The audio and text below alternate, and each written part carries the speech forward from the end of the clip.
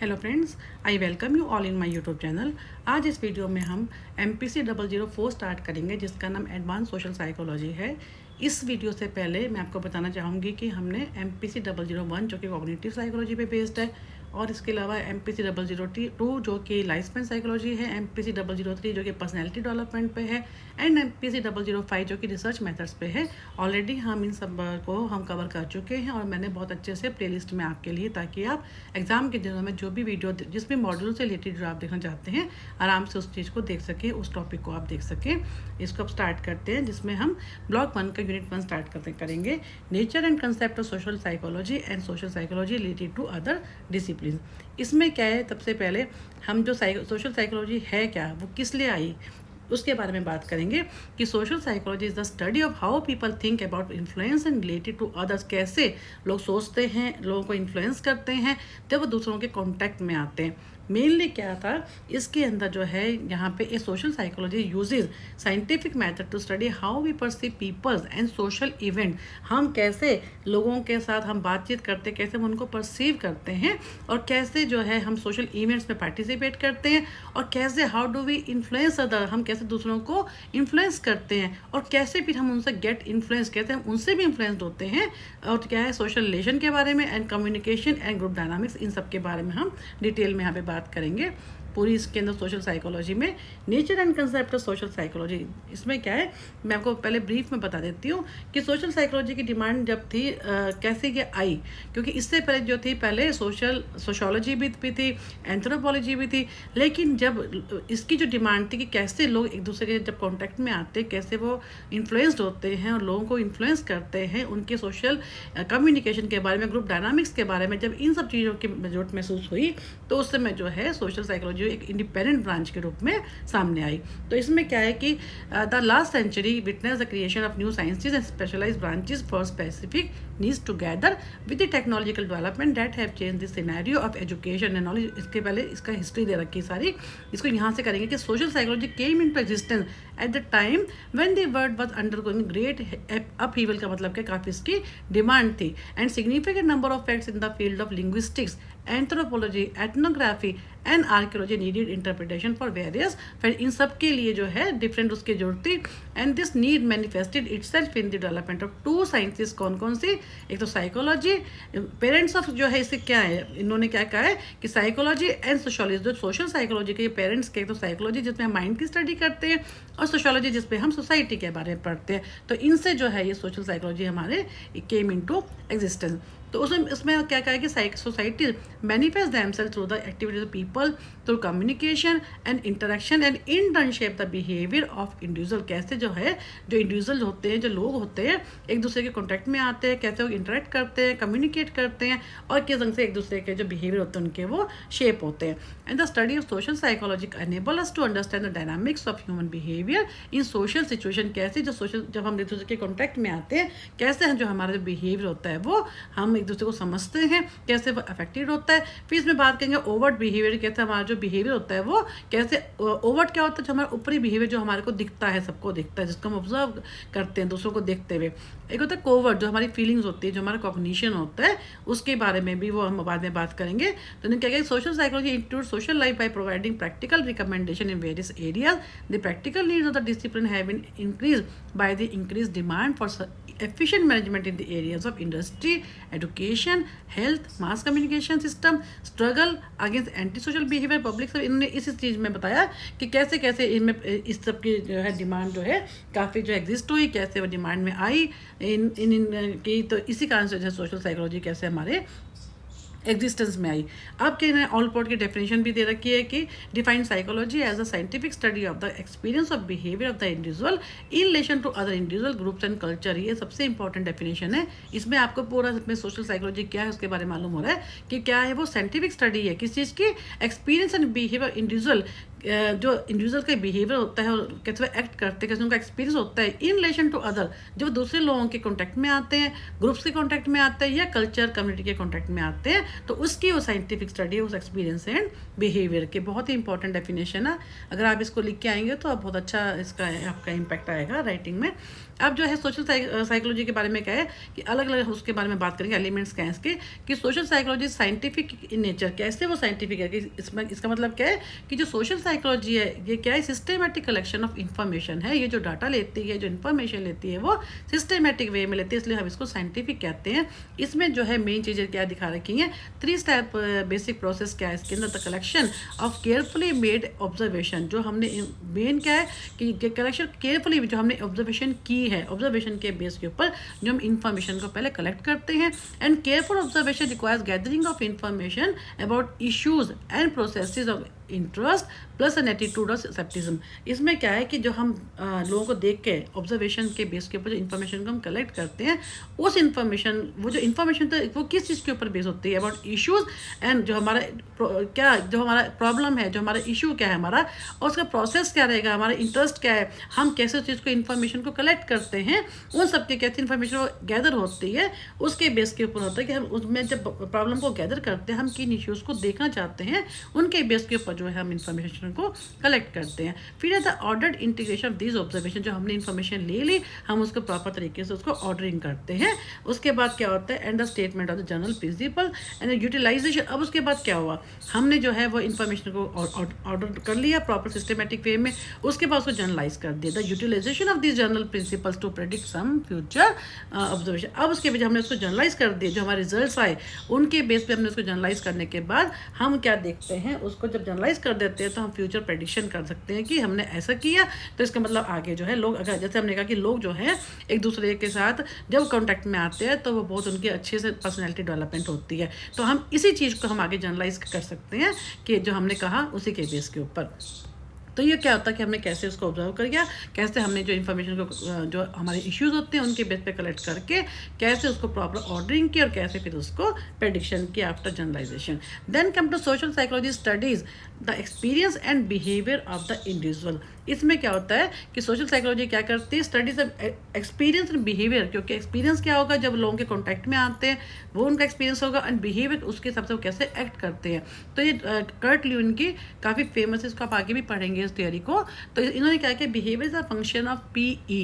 Behaviour क्या होता है, जो हमारा एक्शन होता है, बिहेवियर हमारा जो दिखता है, F क्या है फंक्शन, P क्या है पर्सन इंडिविजुअल, और E क्या होता है एनवायरनमेंट, जिस एनवायरनमेंट वो रहता है। उन्होंने कर्ट ल्यूइन ने क्या किया, क्योंकि सोशल साइकोलॉजी उसमें कर्ट ल्यूइन का नाम कई जगह आएगा, बहुत ही फेमस ये सोशोलॉजिस्ट थे, तो सोशल साइकोलॉजिस्ट थे। तो इन्होंने क्या कहा कि इन्होंने ह्यूरिस्टिक फार्मूला दिए जिसमें उन्होंने कहा B is the function of P and E, that is behave the function of person and environment. अब उन्होंने कहा है कि consider the following question, why do people help others, लोग क्यों एक दूसरे की हेल्प करते हैं, क्यों, व्हाट इज जेलसी, जेलसी क्या है, what are the main causes and effect, इन सब के बारे में उन्होंने बताया कि भाई कैसे इनके हिसाब से क्या था कि आप एक सर्कल है मान लीजिए, उसके अंदर जो इंडिविजुअल है वो उसके बीच में है, और उसके आसपास का जो है वो जिसके वो कॉन्टेक्ट में आता है वो क्या उसका एनवायरनमेंट है। तो उसके लिए उन्होंने कहा था first question is about the overt behaviour, जो कि दिखता है, that is behaviour that can be directly observe, जिसको हम ऑब्जर्व कर सकते हैं। The second is about emotional state and social psychology state is the about the किसके लिए, कि एक तो मैंने आपको पहले बताया कि एक तो ओवर्ट बिहेवियर जो कि दिखता है, सेकंड कौन सा इमोशनल स्टेट जो कि दिखती नहीं, that is our covert behaviour. तो इन दोनों की स्टडी करता है, both the observable behaviour and emotions and thoughts which can not be observe directly, that is our covert behaviour. तो इन दोनों की स्टडी करता है। फिर उन्होंने क्या कहा कि अगर उसमें क्या 2 ग्रुप सिचुएशन को उन्होंने क्या डायरेक्ट होती है, और ग्रुप्स में क्या किसी से बनता है ग्रुप, इंडिविजुअल से एंड कलेक्टिव ऑर्गेनाइजेशन से। देन अबाउट कल्चर, कल्चर क्या होती है, जिसमें हम क्या कहते हैं कि कैसे social stimulus situation has some important capacities for change that non social stimulus situation lacks. Social stimulus क्या होता है, जिसमें सोसाइटी इन्वॉल्व होती है, जिसमें हम लोगों के कॉन्टैक्ट में आते हैं। तो उन्होंने कहा है कि इसके बारे में कि व्हेन जो है हम दूसरों के कॉन्टैक्ट में आते हैं वो सिचुएशन की अपनी क्या है इंपॉर्टेंट कैपेसिटी होती है फॉर चेंज दैट नॉन, जो कि उनकी अपनी वो होती है जिससे हमारी बहुत उसकी कैपेसिटी होती है, रादर देन उसके जो कि नॉन सोशल है, जो कि इंडिविजुअल अकेला आता है उस समय। तो सोशल सिचुएशन जो है, stimulus situation and individual bear a reciprocal relation between them. तो कहते हैं दोनों क्या आपस में, सोशल स्टिमुलस एंड इंडिविजुअल, जब हम लोगों के कॉन्टैक्ट में आते हैं। सोशल स्टिमुलस क्या होता है, जब हम लोगों से बात करते हैं, that is our social stimulus situation. और इंडिविजुअल आपस में क्या होता है, रेसिप्रोकल दोनों में रिलेशन होता है, दोनों आपस में कॉन्टैक्ट करते हैं और दोनों के जो है आपस में बिहेवियर जो होता है, इफेक्ट होता है, वो इन्फ्लुएंस करते भी हैं, इन्फ्लुएंस होता भी है। तो क्या individuals act as both as a respondent to as well as an the active creator of the social situation. Then come to causes. Causes क्या होते हैं सोशल बिहेवियर एंड थॉट के। उसमें क्या इन्होंने डिफरेंट तरह के, बैरन 1995 ने कहा कि 5 फैक्टर्स उन्होंने क्या रिस्पॉन्सिबल होते हैं इस चीज़ के लिए। The action and characteristics of the others, कि दूसरों के एक्शंस क्या हैं, उनकी करेक्टरिस्टिक्स क्या है, वो बहुत डिपेंड, उनसे हमारा जो है सोशल बिहेवियर एंड थॉट होता है। उसके मेन रीज़न ये होता है कि हम किस ढंग से एक्ट करते हैं, कैसे हमारे जो है मेन हर एक की अलग अलग करेक्टरिस्टिक होती है। एंड बेसिक कॉग्निटिव प्रोसेस, हम क्या सोचते हैं, हमारी memory, reasoning, belief, idea, judgement, ये हम कैसे दूसरों के बारे में क्या सोचते हैं, इस पे भी डिपेंड करता है हमारा जो है सोशल बिहेवियर एंड थॉट। फिर इकोलॉजिकल में क्या होता है कि जिस एनवायरनमेंट में हम रहते हैं, फिजिकल एनवायरनमेंट क्या होता है, डायरेक्ट और इनडायरेक्ट इन्फ्लुएंसेस। जिस एनवायरनमेंट में हम रहते हैं उसका हमारे डायरेक्टली और इनडायरेक्टली हमें पता भी नहीं होता, उसका हमारे उस पर पर्सनैलिटी पे असर आता ही आता है। फिर है कल्चर कंटेक्स्ट, जिस कल्चर में हम रहते हैं, हमारे कल्चर के नॉर्म्स क्या है, मेंबरशिप इन वेरियस ग्रुप, हम किसी ग्रुप से अटैच है तो हमारी किस टाइप की मेंबरशिप है, कितना हम ग्रुप डायनामिक्स को फॉलो करते हैं, कैसे उनको कंफर्म करते हैं। फिर है biological aspects of human behaviour and genetic inheritance relevant to the social, जो कि हमारे जो हमें पेरेंट्स से मिलते हैं। अगर हमारे पेरेंट्स सोशल हैं तो हम भी सोशल होते हैं। कितना अगर पेरेंट्स इस टाइप के हैं जो लोगों से मिलना जुलना पसंद नहीं करते, तो वैसे ही हमारा भी होता है, तो उसका भी इम्पैक्ट आता है हमारे सोशल बिहेवियर पर, हमारी थिंकिंग पे। तो इन्होंने बेसिकली क्या कि सोशल साइकोलॉजी है focuses on understanding the causes of social behaviour and on underlying the identifying the factors that shape our feelings को, हमारे जो फीलिंग्स को वो शेप करती है, बिहेवियर को करती है, थॉट को करती है इन सोशल सिचुएशन। मेनली क्या है कि सोशल साइकोलॉजी में हम क्या फोकस करते हैं, जिसमें हमारा जो है बिहेवियर, जो सोशल बिहेवियर है उसके अंडरलाइंग फैक्टर क्या होते हैं, जैसे हम सोचते हैं, कैसे हम एक्ट करते हैं, कैसे हम दूसरों के बारे में हमारी थिंकिंग रहती है, क्या हमारी कॉग्निशन रहती है। And the basic assumption behind this क्या accurate and useful information about the even the most complex aspects of the social behavior and social thought can be acquired through the use of basic methods of science। एक तो वो हो गया जो हम सीखते हैं, एक जो हमारे को ऑलरेडी हमारे को पेरेंट्स से मिला होता है। इनके बारे में उन्होंने कहा कि उनके about even most complex aspects of the social behaviour social thought can be acquired. जब हम लोगों के कांटेक्ट में आते हैं तो कैसे हम जो है लोगों के कांटेक्ट में आने से हमारा जो है हम उस चीज़ को एक्वायर करते हैं, अपने बिहेवियर को कैसे हम एक्ट करते हैं, और जो हमारी थिंकिंग होती है हम उस चीज़ को लोगों के कांटेक्ट में आने से और जो है हम एक्वायर करते हैं, और इसी को ही वो स्टडी करती है। ये जो है जिसको हम साइंटिफिक स्टडी कहते हैं। Thus, the social psychology is a scientific study of the behavior of individual in social and cultural society में, कल्चर में वो कैसे रहता है, उसका बिहेवियर कैसा होता है, उसको वो स्टडी करता है साइंटिफिकली वे से। साइंटिफिक का मतलब क्या है, उस एक पर्टिकुलर प्रॉब्लम के ऊपर सारा डाटा को इकट्ठा करना, फिर उसको ऑर्डरिंग करना, फिर उसको एनालाइज करके उसको जर्नलाइज करना। That is called our scientific study. तो it explain and the analysis the causes behind the behaviour which may be related to the one or more than one factors mentioned about. ठीक है, अब हम बात करते हैं scope. इसका scope क्या आ गया, हम जब इतने सोशल साइकोलॉजी की बात कर रहे हैं कि how it can be useful, और हम कैसे कहते हैं how can we utilize in future, तो वही तो हमारा स्कोप होता है ना। तो उसको स्टार्ट करते हैं। It tries to say how the thoughts, feelings and behaviours of individual are influenced by actual, imagined or implied presence of the other. इसमें क्या होता है, हम इसमें क्या देखते हैं, क्यों हमारे को हम इसको यूज़ करते हैं कि एक जो इंडिविजुअल है उसके थॉट्स है, उसके फीलिंग्स, उसके बिहेवियर्स है, वो कैसे इन्फ्लुएंस होते हैं, कैसे एक तो एक्चुअली में जो लोगों के कॉन्टैक्ट में आते हैं, या वो कि इमेजिनरी। आपको याद होगा कि हमने जब लाइफ स्पैन साइकोलॉजी की बात की थी, तो एक एडोलेसेंट एज में हम क्या कहते हैं कि इमेजिनरी एक ऑडियंस बना लेते हैं।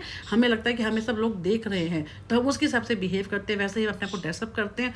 तो वही वो कह रहे हैं कि उसमें क्या होता है कि हमारा इंडिविजुअल का जो एक तो एक्चुअली लोगों के कॉन्टैक्ट में एक वो हम इमेजिन कर लेते हैं कि हमें सब लोग देख रहे हैं, तो वो जो बिहेवियर होता है, इन सब के बारे में उन्होंने कहा है कि कैसे वो इन्फ्लुएंस होते हैं। And this include social perception है, social interaction and the many kinds of social influence, like trust है, पावर है, परसुएशन क्या होता है, किसी को करना, परसुएट करना, उसको किसी को इंक्रेज करना। And it deal with the question like how do small group dynamics impact cognition emotional state. तो इस टाइप के उन्होंने क्वेश्चन कर रखे। तो इसमें क्या होता है कि हमारे कैसे हमारे फीलिंग्स है, थॉट है, बिहेवियर जो होते हैं इन्फ्लुएंस्ड होते हैं एक्चुअली में भी, और जो है इमेजिन जो हम सोच लेते हैं कि ऐसे लोग हमारे सामने हम देख रहे हैं, हमारे को ऑब्जर्व कर रहे हैं। देन है सेकंड में क्या, it tries to understand the influence that individual perceptions and behaviours have upon the behaviour of groups. अब क्या ये देखते हैं, it tries to understand the influence that individual perception and behaviour have upon the.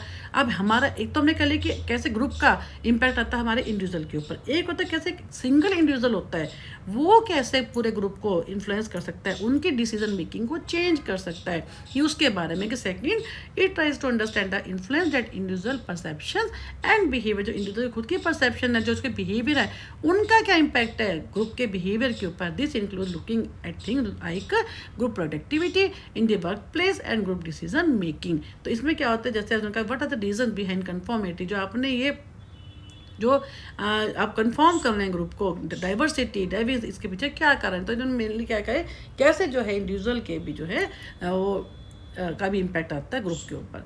फिर है third, finally social psychology tries to understand group themselves as behavioural entities and relationship and influence that one group has upon. जैसे एक group है उसका दूसरे group के ऊपर क्या इम्पैक्ट आता है, दूसरे का आपस में रिलेशन क्या है, इसमें क्या होता है, tries to understand group themselves, यानी जो ग्रुप है उनका खुद का अंदर का भी, एंड उसके बाद जो रिलेशनशिप है influence that one group has upon the another group. एक ग्रुप के अंदर के जो है मेंबर्स उनका आपस में रिलेशन देख रहे हैं, ग्रुप डायनामिक्स को देख रहे हैं। एक ग्रुप है उसका डिफरेंट दूसरे ग्रुप से क्या रिलेशन है, इसके बारे में हम बात करते हैं इसके अंदर। ये क्या हमारा स्कोप है। तो ये स्कोप जो है काफ़ी इंपॉर्टेंट, ये कई बार एग्जाम में भी आए, मैं टोटली 3 पॉइंट्स है, इसको आप पढ़ लीजिए। तो जिसमें हमने क्या किया कि एक तो हमने इमेजिन रियल जो है हमारी ऑडियंस है उसमें हम कैसे बिहेव करते हैं, हमारी फीलिंग थॉट एंड बिहेवियर कैसे होता है। फिर अब उसके बाद हमने जो इंडिविजुअल होता है वो ग्रुप को कैसे इफेक्ट करता है, और तीसरा हमने क्या किया, एक ग्रुप का दूसरे ग्रुप से क्या रिलेशन होता है, वो कैसे इम्पैक्ट डालता है उसके बारे में।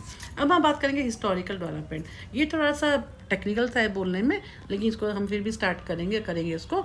इसमें क्या है कि जैसे हम आपको मैं मोटा इसमें बता देती हूँ कि सबसे पहले क्या था कि जब सब कुछ पहले क्या था कि फिलॉसफी से ये स्टार्ट हुआ था, ठीक है। बाद में फिर शुरू में क्या था, ये फिलॉसफी था, फिर एंथ्रोपोलॉजी था, उसके बाद स्लोली होते हुए जो है बाद में अलग से ब्रांच में कन्वर्ट हो गया। अब इन्होंने क्या कहा कि social thought before the advent of social science, to earlier forms of social thought over the century of Platonic and Aristotelian, ठीक है।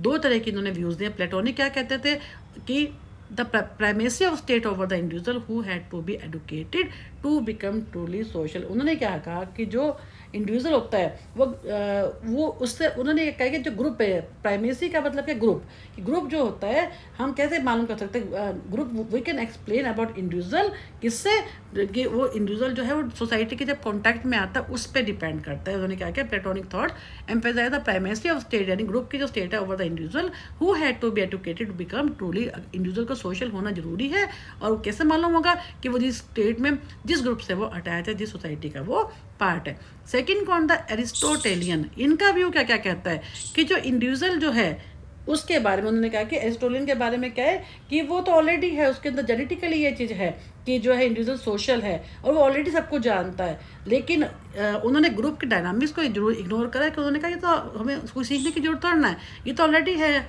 कि उन्होंने क्या कहा कि Aristotelian thought that human being is social by nature, सभी सोशल होते हैं, बाय नेचर ही होते हैं। Nature can be trusted to enable individuals to live together and to enter personal relationship from which families tribes ultimate state will naturally, उनके अंदर ही तो will naturally develop का मतलब ये उनको सीखने की जरूरत नहीं पड़ती, ये तो ऑलरेडी है। उन्होंने क्या किया प्लेटोनिक ने कि जो है इंडिविजुअल को हम सीख कहाँ से वो करते हैं, क्योंकि किसके वो एक्वायर कैसे करता है उस चीज़ को, कि कैसे वो उसका सोसाइटी का ग्रुप का वो पार्ट है, कल्चर का पार्ट है, उससे हम उन्होंने कहा है कि उसको एक्वायर करता है वो।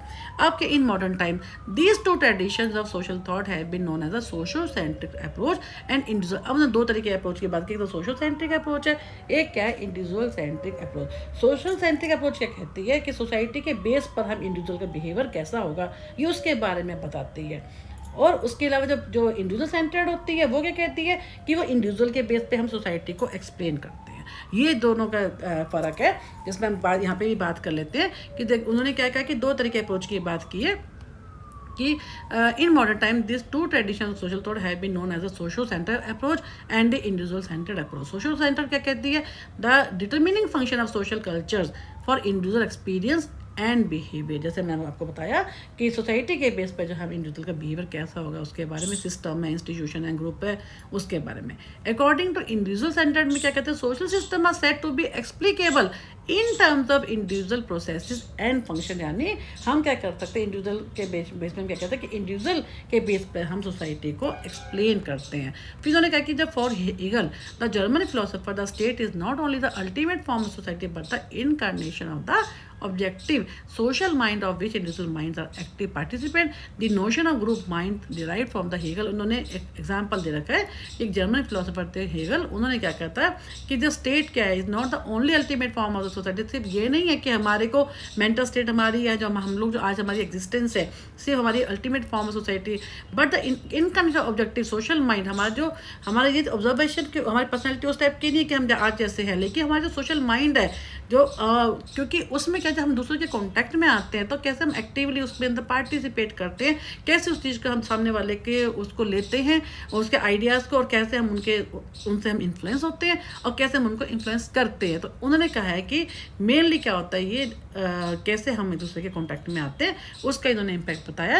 एंड सोशल साइकोलॉजी फॉर्म जो है from its beginning has been defined as a scientific study of the individual in the social context. कैसे जो एक इंडिविजुअल है उसकी साइंटिफिक स्टडी करता है जब वो सोसाइटी के कॉन्टैक्ट में आता है, कैसे ऑब्जर्व करके डाटा को गैदर करके उसको ऑर्डर्ड करके फिर उसको जर्नलाइज करके।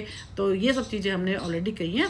तो उन्होंने क्या कि individualistic doctrine says that all the explanation of the individual social phenomena are to be rejected unless they are explain in terms of individual. कहते कुछ भी हम कर लेते हैं लेकिन जब तक उसको इंडिविजुअल के कॉन्टैक्ट में ना लेके आए, हम अगर सोसाइटी के बारे में कितना भी सोशल फिनोमिना को ले रहे हैं, कहा इन्होंने कि individualistic doctrine says that all the explanation of the individual social phenomena are to be rejected. जब तक हम कुछ भी सोशल फिनोमिना की हम स्टडी करते हैं तब तक वो बेकार है, तब तक हम उसमें इंडिविजुअल के को एक्सप्रेस ना कर सके उसके बारे में स्टडी। थोड़ी इनकी लैंग्वेज ऐसी है और कहने का मतलब ये कि इंडिविजुअल और सोसाइटी दोनों ही इंटर रिलेटेड है, दोनों एक दूसरे को रेसिप्रोकेट करते हैं, दोनों ही आपस में इंटरेक्ट करती हैं, तभी जो है इंडिविजुअल की यही हमारा जो है सोशल साइकोलॉजी का हमारा पर्पस है। अब क्या individualism in the psychology has been characterize and criticize for the self centred denial of the other. उन्होंने अब क्या है दो तरीके अप्रोच की बात की, तो हेडोनिज्म की बात की है, एक यूटिलिटेरियन की बात की। हेडोनिज्म का मतलब क्या है, जिसमें क्या होता है इंडिविजुअल जो होता है लोगों का पर्पस क्या होता है, सबसे ज़्यादा secure and maintain pleasure to avoid the reduce pain. वो अपने पेन को कम करने पे फोकस करते हैं और अपने प्लेजर को जितना ज़्यादा हो सके उसको बढ़ाने की कोशिश करते हैं। यूटिलिटेरियन इसका क्या है कि ये भी हैप्पीनेस पे फोकस कर रही है, लेकिन क्या है सिर्फ happiness, greatest happiness of the greatest, जितनी ज़्यादा हो सके उनको हैप्पीनेस से मतलब है।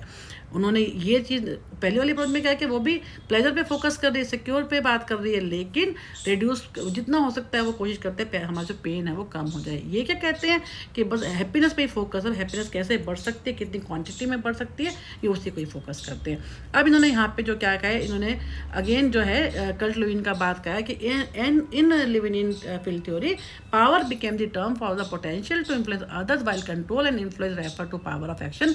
इन्होंने क्या किया, आप आगे पढ़ेंगे भी, जो लुईन की थ्योरी है ये क्या कहती है, फील्ड थ्योरी है। इनकी फील्ड थ्योरी में क्या था कि जैसे हमने भी पीछे किया कि हमारा बिहेवियर होता है the function of person and हमारा जो है था एनवायरनमेंट। तो कैसे जो है जिस एनवायरनमेंट में वो रहता है इंडिविजुअल पर्सन, वो कैसे जो आप गोल बनाता है और वो कैसे उनको अचीव करता है, एनवायरनमेंट उसको कैसे जो है वो कैसे एनवायरनमेंट को इन्फ्लुएंस करता है। लेकिन उसी एनवायरनमेंट में ऐसे फैक्टर्स भी तो होते हैं जो उसको अपने गोल को अचीव करने से रोकते हैं। ये इनकी फील्ड थ्योरी है कि दोनों आपस में रेसिप्रोकेट करते हैं। कैसे कि जो इंडिविजुअल है अपने गोल को अचीव करने के लिए एफर्ट्स करता है एनवायरनमेंट में रहकर, तो एनवायरनमेंट भी करता है और इंडिविजुअल भी जो काम करता है अपने गोल को अचीव करने के लिए। तो इसलिए जो उसके एक्शंस होते हैं आर द फंक्शन ऑफ क्या होता है, पर्सन एंड एनवायरनमेंट, दोनों कैसे आपस में एक दूसरे के साथ बात करके और कैसे एक दूसरे को अफेक्ट करते हैं। ये इनकी फील्ड थ्योरी है, जिसमें पावर का मतलब क्या है कि जो हमारा एनवायरनमेंट है उस पर फोकस्ड है। अब क्या है सेकंड स्टेज ऑफ डेवलपमेंट का social psychology emerges as a discipline. कैसे वो अलग से वो उसका जो है हाउ जो है ये सेपरेटेड हुई उससे फ्रॉम द सोशोलॉजी। एंड अब तक मैंने क्या कहा कि सोशोलॉजी प्लस साइकोलॉजी के बारे में पढ़ा, ठीक है। अब क्या वो कैसे वो अलग हुई है in the process of branching off from the psychology as a separate discipline.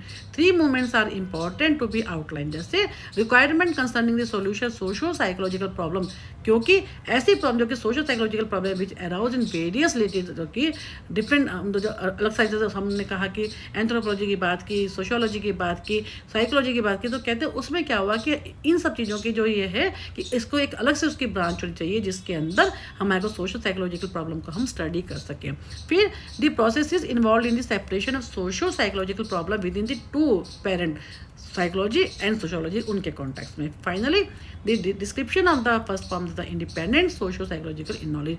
अब क्या जो हमने अभी बताया कि सोशो साइकोलॉजिकल प्रॉब्लम के बारे में तो हम करें, फिर उसको डिस्क्राइब करने के लिए भी क्या है किसी न किसी को एक सेपरेट जो है ब्रांच की जरूरत थी, तो उसमें क्या कि इस कारण से इन्होंने क्या किया सोशल साइकोलॉजी को अलग से जो है उसको केम इनटू एग्जिस्टेंस। फिर उन्होंने क्या कहा कि 3 तरह की हम बात करेंगे, people psychology, mass psychology and theory of instincts of social behaviour. उसके बाद ये 3 तरह की आई, तो ये पीपल साइकोलॉजी 1-2 बार एग्जाम में आया हुआ है शॉर्ट नोट्स में 3 नंबर वाले में, तो इसको भी पढ़ लेते हैं। पीपल साइकोलॉजी में शुरू में इन्होंने कहा है कि लेजरस का नाम दिया इन्होंने, या ये हेमन स्टीनथल का नाम दिया कि इन्होंने कैसे फर्स्ट स्टेंजा में उन्हीं के बारे में ये कैसे उन्होंने काम किया इसके ऊपर। तो मेनली मैं आपको ब्रीफ में बता देती हूँ कि पीपल साइकोलॉजी क्या कहती है कि हिस्ट्री जो है is based on the people as a whole and which can be seen in art, religion, customs, language of people। कि हमारी जो हिस्ट्री अगर हम उठा के देखते हैं तो उसमें क्या कहते हैं कि हमारे कस्टम, जैसे उन्होंने कहा है ना द आर्टिकल एक्सप्रेस, उनकी जो आर्टिकल में उन्होंने कहा है जो लेजारस एंड स्टीनथल का entitle introductory thoughts on people psychology was painted. The article express the idea that main force of psychology is the क्या है, हिस्ट्री का क्या मेन वो है फोर्स क्या है, पीपल और the spirit as a whole which can be seen the art, religion, language, myth and custom. जो कि हम देख सकते हैं कि हिस्ट्री जो है लोगों पे बेस्ड है, और जिस जो कहाँ पे मालूम होता है कि इनके आर्ट पे, रिलीजन, कस्टम, यानी उन्होंने कहा कि कैसे हम सोशली कहने का मतलब है कि कैसे सोशल साइकोलॉजी उसमें एग्जिस्ट करती है। वो हिस्ट्री के टाइम से ही हम लोग देखते हैं कि कैसे इंडिविजुअल जो है सोसाइटी के कांटेक्ट में आता है, उसके कल्चर से मालूम होता है, उसके आर्ट से, रिलीजन से मालूम होता है कि वो अकेला कुछ नहीं कर सकता। The individual consciousness is only is product a link in certain mental connection. The task of social psychology क्या है, was to perceive the psychological essence of the spirit of people. Main काम क्या है कि कैसे जो साइकोलॉजिकल एसेंस को, उसके लोगों की स्पिरिट ऑफ द पीपल को देखना and discover the laws that guide the spirituality activity. कैसे वो डिफरेंट लोगों के जब कॉन्टैक्ट में आते हैं उनकी एक्टिविटी को देखना, तो वो हमारी क्या है सोशल साइकोलॉजी का मेन फोकस है। तो इन्होंने सारे वाइगोट्स्की के बारे में दिए, उनके व्यूज़ दे रखे हैं कि कैसे पीपल साइकोलॉजी को उन्होंने कहा कि मैं को थोड़ा ब्रीफ में बताया था उसके बारे में। जैसे उन्होंने कहा कि अकॉर्डिंग टू वुंड, इन्होंने ऊपर स्टैंजा में दे रखा है कि अकॉर्डिंग टू वुंड क्या है, वी स्टडी द इंडिविजुअल हम जैसे कल्चर की बात करते हैं, लैंग्वेज की बात करते हैं, थिंकिंग की बात करते हैं, तो ये सब क्या कहते हैं, ये सब के सब क्या कहते हैं वो इसी के ऊपर ही बेस्ड है जिसमें हम सोशल साइकोलॉजी की बात कर रहे हैं। इसके अलावा इन्होंने जो वाइगोट्स्की का जो व्यू है उन्होंने क्या किया है कि have to study the solution, not to study the mentality of the person, बल्कि लोग ऐसे क्यों हैं, हमें से लोगों की मेंटालिटी की स्टडी नहीं करनी, बल्कि लोग ऐसे क्यों हैं, उनकी थिंकिंग ऐसे क्यों हैं, उसके बारे में स्टडी करनी है। उसके बारे में उन्होंने कहा कि ही स्टडी क्या personal as well as the collective psychology. Vygotsky का नाम बहुत फेमस है। इन्होंने क्या कहा है, अब इसको यहाँ पे ही पढ़ लेते हैं। The views propose by the Wundt were criticise by वाइगोट्स्की।